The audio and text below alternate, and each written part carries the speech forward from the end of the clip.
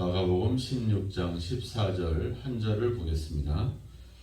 그 후에 한 11제자가 음식 먹을 때 예수께서 그들에게 나타나사 그들의 믿음 없는 것과 마음이 완악한 것을 꾸짖으시니 이는 자기가 살아난 것을 본 자들의 말을 믿지 아니함일러라. 아멘. 오늘 말씀에는 예수님이 제자들을 꾸짖으시는 그런 장면을 볼 수가 있습니다. 이유는 바로 예수님의 부활을 믿지 아니한 것 때문에 그들을 책망하게 된 겁니다. 왜 믿지 않았을까요? 여러 증거가 있었죠. 막달라 마리아가 예수님을 만났고 무덤이 비어있다는 사실들을 보고를 했습니다. 또 엠마오로 가던 두 제자가 부활하신 예수님을 만나고 와서 또 그들에게 이야기를 했습니다. 이 정도 되면 한 사람도 아니고 두세 사람이 부활에 대해서 증거를 하고 있다라고 하면 제자들의 입장에서는 더군다나 베드로라든지 이런 제자들 중에서도 그래도 또 그들보다 좀 뛰어난 또 그래도 믿음이 있다라고 하는 사람들은 그 사실들을 다시 한번 확인해 봐야 되겠죠. 더군다나 예수님이 살아났다라고 하는 이야기입니다. 사람이 어떤 제자가 살아난 것이 아니라 자기들이 믿고 따랐던 그 예수님이 죽으셨던 예수님이 다시 살아났다. 적어도 예수님이 다시 살아날 것이다 라고 하는 약속의 말씀을 기억하지는 못한다 할지라도 같이 믿음 생활을 하고 같이 주님을 따랐던 제자들 또 그 여인들이 이야기를 했다면 그럼 최소한 거기에 대한 확인을 해봐야 된다고 하는 것은 당연한 것이죠. 과연 사실인지 아닌지. 우리는 보통 우리가 사람들과 이야기를 할 때 사실관계를 확인하지 않고 대부분 이 이야기를 들은 그 소문 또 그 사람의 이야기에 대해서 우리가 판단하는 경우들이 많죠. 그런 얘기를 어떤 소문을 들었을 때 과연 그것이 진짜인가를 내가 누군가에게 말하기 전에 판단하기 전에 먼저 확인하는 것이 중요한 것이죠. 그래? 그 이야기를 어디서 들었어? 네가 보았어? 아니야, 그냥 내가 다른 사람한테 들은 거야. 그래? 그럼 그 사람한테 가서 그런 얘기가 있었는데 사실이냐? 어떻게 그게 그런 말이 나올 수 있는지 그 증거가 있느냐? 최소한의 기본적인 어떤 판단을 가지고 우리가 얘기하는 것이 중요한데 우리는 그렇지 못하죠. 막 그냥 소문을 내잖아요. 우리가 교회 주차장을 이제 만들었는데 주차장이 이제 버젓이 선도 그려져 있고 등록도 하고 이런 얘기를 하니까 사람들은 이제 돈을 받고 정식 주차장으로 허가를 낸 것처럼 생각들을 하시는 거예요. 사실적으로 생각해보면 여기 종교시설이잖아요. 그죠? 종교시설은 법적으로 주차장을 할 수도 없고 또 주차장을 내주지도 않습니다.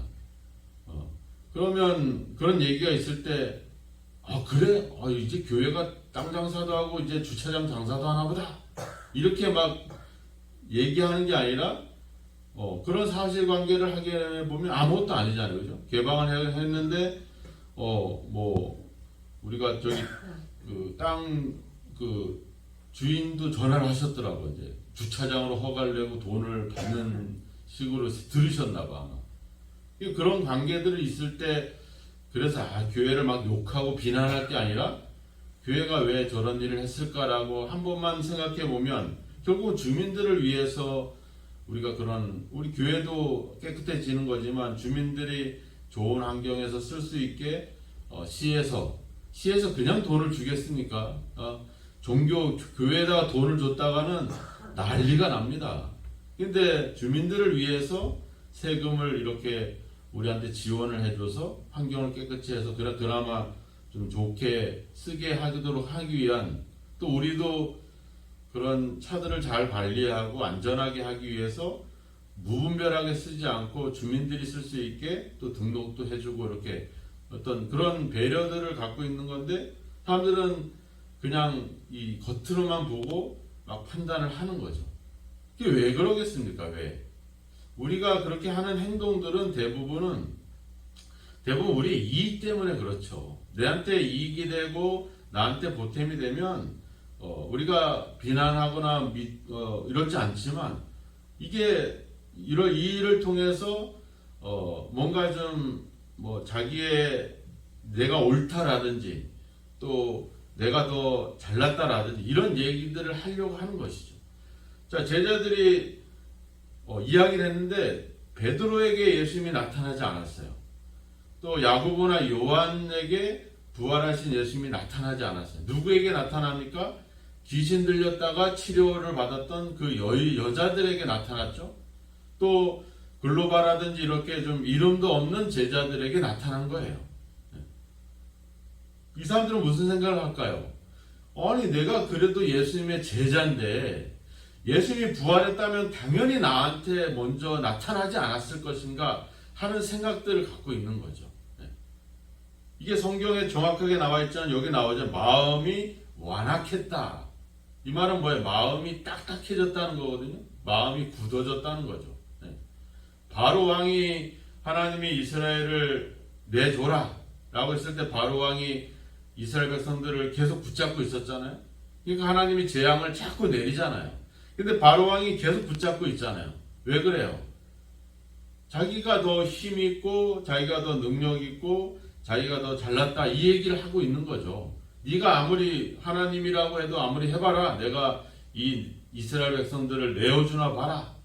이런 딱딱한 마음들이 이런 교만한 마음들이 결국에는 하나님으로부터 예수님부터 이런 꾸짖음을 당하는 일들을 겪게 되는 거죠. 내가 제자인데 내가 예수님에게 제일 먼저 부름받은 제자인데 나는 날마다 예수님과 따라다니고 변화산에도 가고 또 겟세마네 동산도 가고 갈 때마다 하나 예수님이 나를 데리고 다녔는데 부활하셨다면 당연히 나한테 먼저 나타나고 나한테 먼저 보여주시지 않았겠냐 이런 완악함이 그들 속에 있는 거죠. 이게 참 걸림이 되는 겁니다. 우리는 어제 이야기했잖아요. 이들이 슬퍼하고 울고 있었다 이렇게 나오잖아요. 그들에게 부활의 위로가 전달됐는데 그들이 믿지 않았어요. 왜? 너무 지나친 슬픔과 괴로움은 그런 감정들은 결국은 하나님의 약속과 부활까지도 불신하는 일들을 겪게 된 거죠. 오늘 말씀은 또 제자들이 자기들이 11제자가 딱 나오잖아요. 그 후에 11제자. 우리는 예수님의 수제자들이기 때문에 예수님이 부활해도 너한테 나타나는 게 아니라 우리한테 나타날 거야. 그러니까 너희들은 부활한 예수님을 만난 게 아니라 뭐 환상을 본 거야, 귀신을 본 거야, 막 이런 식으로 매도를 할 수가 있는 거죠. 그렇게까지는 안 하더라도 이들 마음 속에는 그런 교만함들이 있는 것이죠. 이게 참 무서운 겁니다. 우리가 교회에서 뭐 목사랍시고 뭐 장로다, 권사다 이런 직분을 가진 것으로서 뭔가를 생각하는 것 이건 참 조심스러운 일들이죠. 왜 나한테 먼저 얘기하지 않았냐고, 나 왜 먼저 나한테 상의하지 않았냐고. 당연히 이야기를 하고 협의를 하고 회의를 하고 상의를 하면 더 좋은 지혜가 나올 수 있죠. 근데 가끔은 어떨 때는 이 일을 빨리 진행할 수밖에 없어서 때로는 그런 절차를 없이 일을 할 수도 있는 거죠. 그럼 그럴 때 왜 그렇게 했는지에 대한 그런 자초지정을 좀 듣거나 그걸 이해하려고 한다고 하면 충분히 그럴 수도 있겠구나 이렇게 이해가 되죠. 우리도 그렇잖아요. 우리가 막 사람을 막 욕하다가 뉴스 같은 데 보면 뭐 때리고 뭐 사람에게 해를 가하고 이런 일들을 보지만 그 내막에 이런 일이 있어서 이렇게 했구나라고 되면 이해가 될 수 있는 부분이 있죠. 우리가 이웃들과의 관계도 그렇잖아요. 처음에 막 겉으로 보이는 것은 마음에 안 드는데 자초지정을 생각해 보면 그런 예화도 있습니다. 어린아이가 지하철에서 막 이리 뛰고 저리 뛰고 막 노는 거야. 근데 아버지가 있는데 사람들이 나중에 그랬어요. 왜 당신 아들이 저기서 저렇게 들고 뛰는데 가만두지 않느냐?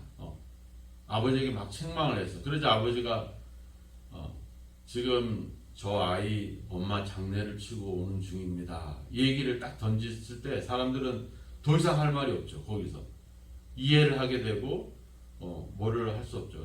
그런 것들. 그러니까 우리가 어떤 사람의 자초지종을 들으면 그것을 확인하면 충분히 이해할 수 있고 충분히 그것을 판단할 수 있죠. 그런 일들이 많아요. 다 대부분 그래요. 근데 우리는 그냥 겉으로 보는 것들, 또 우리의 마음속의 완악함들, 이 고집과 이 딱딱한 마음들이 결국은 예수님의 부활의 이 기쁨의 소식을 받아들이지 못하는 이런 마음들이 있는 거죠. 그래서 여기서 보면 음식 먹을 때 나타났다 이렇게 나오잖아요. 우리가 뭐 먹을 때 뭐 개도 안 건드린다고 하는데 얼마나 이들의 마음이 완악했으면 음식을 먹는 그 자리에서 그들을 꾸짖고 그들에게 막 야단을 쳤을까. 더군다나 이 제자들은 예수님의 죽음으로 인해서 슬퍼하고 애통해하고 있는 그런 제자들에게 그들이 또 그래도 음식을 먹고 힘을 얻으려고 하는 상황에서 그들을 꾸짖을 정도로 그들의 마음은 완악히 있었던 거죠. 이전에도 그랬잖아요. 예수님이 고난당하고 죽는다라고 얘기했지만 제자들은 서로 높은 자리에 앉으려고 누가 더 크냐, 누가 더 으뜸이 될 것이냐 이런 싸움을 하고 있었잖아요. 그죠? 그래서 예수님이 그런 것도 이야기했는데 지금 그 생각들이 여전히 남아있는 거죠.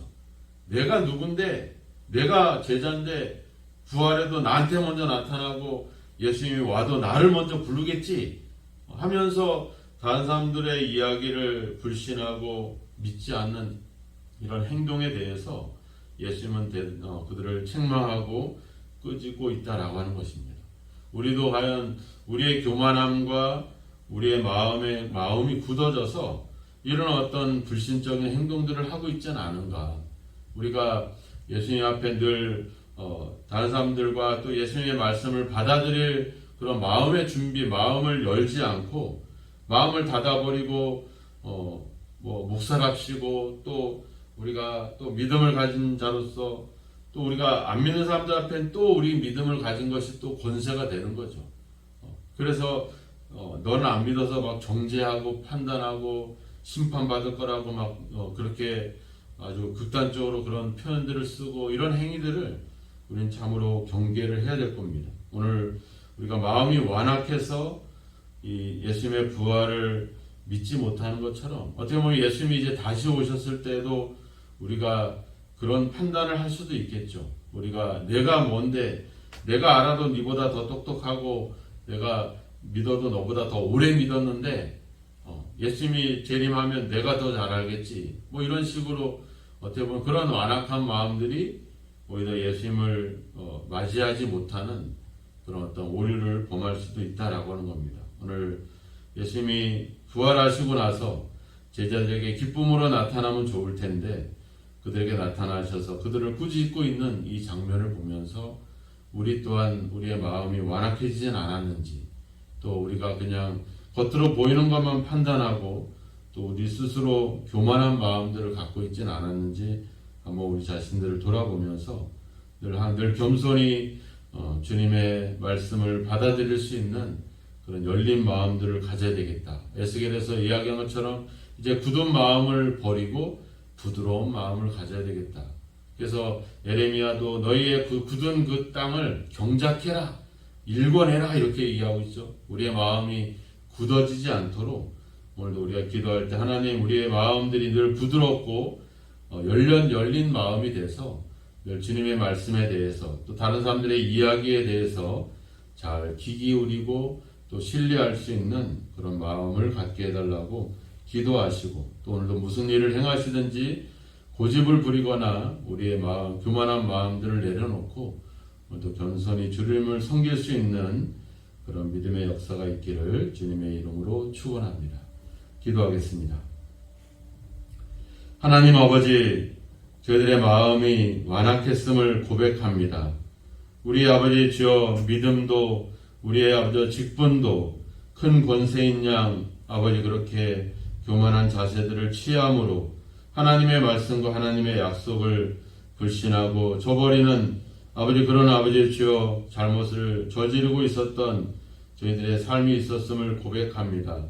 다른 사람들의 이야기와 사정에 귀 기울이기보다는 아버지 주여 그저 눈으로 보이고 듣는 것으로만 판단했던 우리의 주여 연약함을 긍휼히 여겨주시고 이제 모든 일에 저희들이 열린 마음을 가지고 또 하나님의 약속에 대한 신뢰를 갖고 늘 아버지 주여 늘 겸손히 주를 섬길 수 있는 저희들의 삶이 되게 하소서. 많은 사람들의 이야기에 귀를 기울이고 그들의 형편과 사정들을 돌아보며 또 아버지 하나님 주여 사실을 정확하게 판단할 수 있는 아버지의 지혜들을 주셔서 우리의 믿음과 우리의 신앙이 완악함에서 벗어나 좀 더 아버지 주여 부드럽고 또 아버지 주여 기쁨으로 행할 수 있는 삶이 되도록 주여 도와 주옵소서. 이제 이기적인 시대 개인주의가 아버지 주여 판을 치는 그런 시대 속에 저희들이 살아가고 있습니다. 이 속에서 아버지 주여 우리의 욕심과 우리의 고집을 내려놓고 이제 아버지 복음을 위해서 또 다른 사람들의 구원을 위해서 좀 더 아버지 겸손히 그리고 아버지 열린 마음으로 살아갈 수 있는 삶이 되도록 우리를 성령으로 인도하시고 함께 하옵소서. 예수님의 이름으로 기도하옵나이다. 아멘.